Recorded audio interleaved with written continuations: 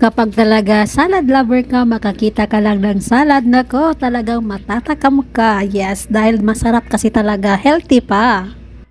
Tomato, tofu, crab stick, wow. Lettuce, paborito ko to. Mangga, super favorite ko mangga. Ay, yung lettuce pala, lettuce. Tapos merong itlog isa.